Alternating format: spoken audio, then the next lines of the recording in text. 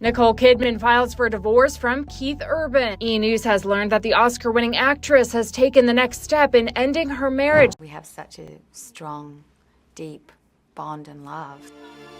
That was then. This is now. Nicole Kidman has made her first public appearance since her split from Keith Urban. We've been through a lot. Nicole Kidman filed for divorce in September 2025. No statement, no explanation, just one line. Irreconcilable differences.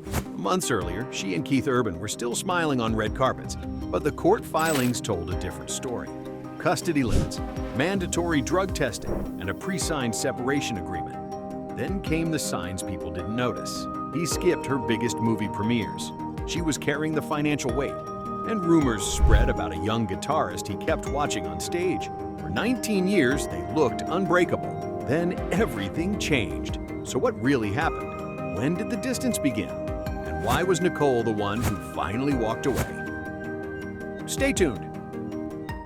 Nicole Kidman was born on June 20th, 1967 in Honolulu, Hawaii, to an Australian intellectual family living abroad. Her father, Anthony Kidman, was a psychologist and breast cancer researcher. Her mother, Janelle, was a nursing instructor and feminist activist.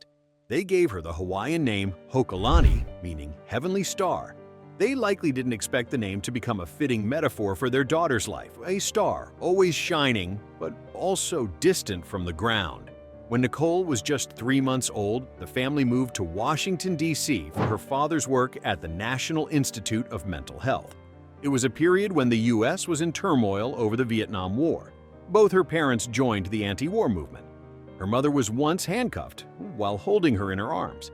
Nicole was too young to remember, but these stories became a foundation in her awareness that speaking up often comes with a cost, sometimes loneliness. At age 3, she returned to Sydney. At school, she was different, tall, red-haired, and had a stutter. Friends teased her. She chose silence. During breaks, she would sit alone in the restroom, reading. Her world was internal, not external. The family lived frugally. No air conditioning, just one TV that showed the news. But her parents always encouraged debate and thought. Nicole observed more than she spoke. When she watched The Wizard of Oz, she knew she wanted to be on stage. She studied ballet, learning discipline from a young age. When she grew to nearly 5 feet 11 inches, 1 meter 80, she had to give up that dream and turned to acting. At the Phillip Street Theater, she met Naomi Watts. Friends remarked, Nicole was quiet, but when she performed, she transformed completely. In 1983, at just 16, Nicole debuted in Bush Christmas and BMX Bandits.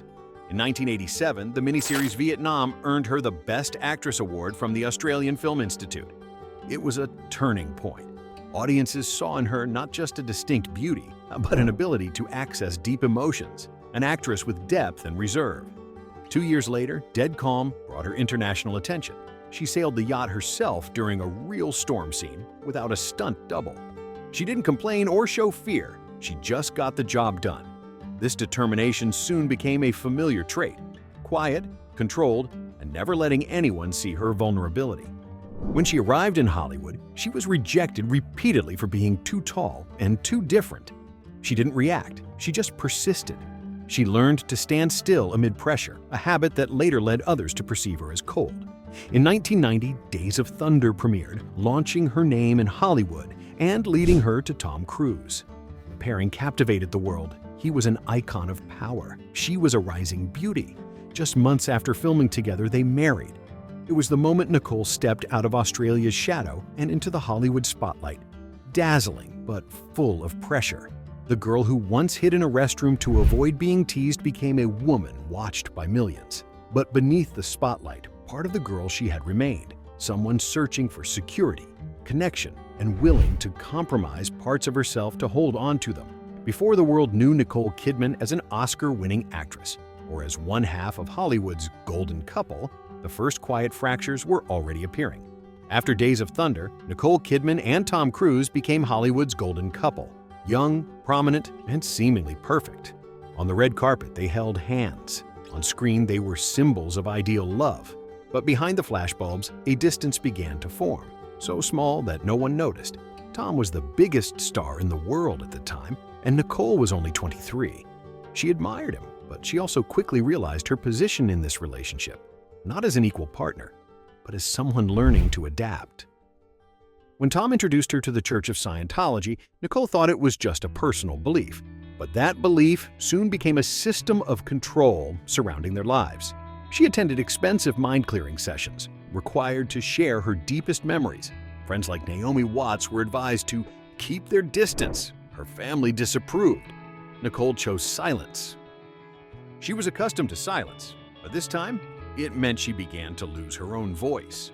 While Tom was busy with blockbusters, Nicole began choosing more difficult, emotionally layered roles. To Die For, The Portrait of a Lady, Eyes Wide Shut. It was the period when her career flourished. But just as she was finding her identity on screen, the marriage was gradually losing its balance. On the set of Eyes Wide Shut, director Stanley Kubrick required them to perform confrontational scenes so realistically that a psychologist had to intervene. For 15 months of continuous filming, the two lived in the same space, yet were separated by an invisible distance. A friend recalled, "No one shouted. There was just silence, and it was heavy, suffocating." In 2001, while Nicole was filming Moulin Rouge in Australia, Tom called. 3 minutes. "I want to end this." No argument, no explanation. Just silence, as if everything between them had never existed. The marriage ended quietly, but the feeling of emptiness remained for a long time. She once said, "I understand the characters I play because I know what it's like to be lonely." For Nicole, that was only the first time. After her marriage to Tom Cruise ended, Nicole Kidman felt she had already endured the worst of her suffering. She poured herself into work, rebuilding her career. Moulin Rouge, 2001, earned her a first Oscar nomination. The Hours, 2003, brought her the award itself. She embodied Virginia Woolf, an intelligent but lonely woman who longed to be understood, much like herself at the time. After accepting the award, she said, "I know the feeling of losing everything." Maybe that's why I understood her. No one realized it was also a quiet admission about herself. And then, as her career light reached its peak, love returned. Nicole met Keith Urban in 2005 at a gala in Los Angeles. He was an Australian country singer, quiet, genuine, and completely different from the glamorous world she had known. She saw a peace in him that she had never had. Keith said, "I met her and knew my life had just changed." They married in 2006 in a small ceremony in Sydney. When asked how she felt, Nicole replied, "It's like I've come home." For her, this marriage seemed like it would be the compensation for everything that had broken before. A chance to love, be loved, and trust again. But the peace did not last long. Just 1 year later, Keith relapsed. Nicole personally drove her husband to the rehabilitation center, then spent weeks flying back and forth between her film set and Arizona. A friend said, "She didn't cry. She just held his hand tightly, as if she were holding on to what was left." As Keith recovered, Nicole paused all her projects. In 2008, she gave birth to their first daughter, Sunday Rose, after years of miscarriages and fertility treatments. 2 years later, Faith Margaret was born via surrogacy. Nicole called her children miracles, and Keith said, "She saved me from myself." Outwardly, they were a model of love overcoming challenges, but internally, things remained fragile. Keith had lived for the stage. Nicole lived by discipline. One escaped reality through music, while the other through work. This difference was minor at first, but later became a gap. Nicole returned to film, founded Blossom Films, and became an A-list producer and actress. Her income exceeded $20 million annually. Meanwhile, Keith's music career stalled.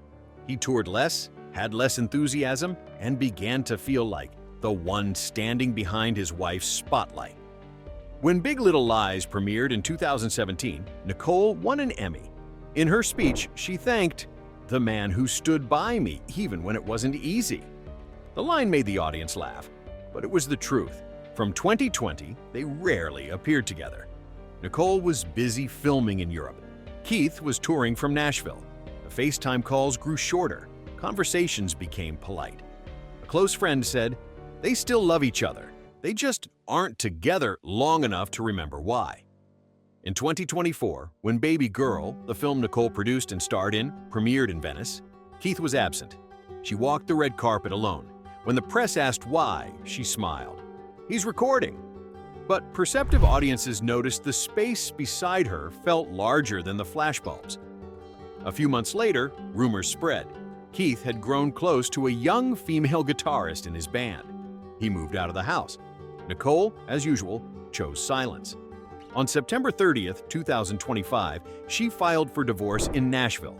The filing specified custody of the children belonged to Nicole 306 days a year. Keith was permitted 59 days of visitation, contingent on periodic drug testing. The $250 million fortune was divided equally. Every house, every guitar, every airline mile. There were no tears, no noise, just a prepared ending, as quiet as the way she had lived her entire life. On the October cover of Harper's Bazaar, Nicole wore a black Chanel dress, her gaze steady. When asked about the marriage, she said, "You think love can save everything, until you realize sometimes it's the thing that makes you lose yourself." There were no more roles left to play.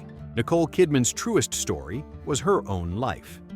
After the divorce was finalized, Nicole Kidman entered a new chapter, no longer someone's other half, but a woman standing independently amid her own light and shadows.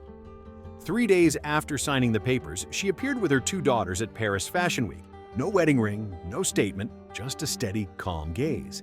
Many called it a post-divorce debut, but for Nicole, perhaps it was just a way of saying she was still here, not broken, holding no resentment, just continuing to live. Throughout her career spanning more than 4 decades, Nicole Kidman has embodied countless different women, from the melancholy Virginia Woolf and the abused Celeste Wright to the powerful CEO in Baby Girl. But for the first time, there was no role to play, just herself, unfiltered and honest. When asked about her feelings post-divorce, she replied, "I've learned to see the strength in vulnerability. Sometimes the bravest thing you can do is be quiet and walk away." Now, at 58, Nicole no longer needs to prove anything. She continues to work, running her production company Blossom Films, developing projects about women's rights and domestic violence, themes that have resonated with her since childhood. Her film Baby Girl was not only a box office success, but is also seen as an artistic statement from a woman who has experienced the limits of love, of pain, and of rebirth. In recent interviews, she has spoken about writing a memoir titled Grace and Grit. Those 2 words seem to summarize her entire life journey. A little girl who hid in the restroom because of a stutter, an actress once criticized for being too tall, too different, a wife who lost children because of religious beliefs, and a woman who had to learn how to start over 3 times. Looking back, Nicole never sought perfection. She simply navigated hardships with rare persistence, not to prove she was strong, but to avoid losing herself. When asked about the future, she just smiled. "I've never believed in happily ever after, but I believe in peace, and that is enough." Perhaps that is what audiences have loved about Nicole Kidman all these years. Not the awards, not the red carpets, but the ability to rise from the ruins, time and time again, while still maintaining her own light. The final question remains: do we admire people like Nicole Kidman because they are strong, or because they dare to be vulnerable in a world that demands they be perfect?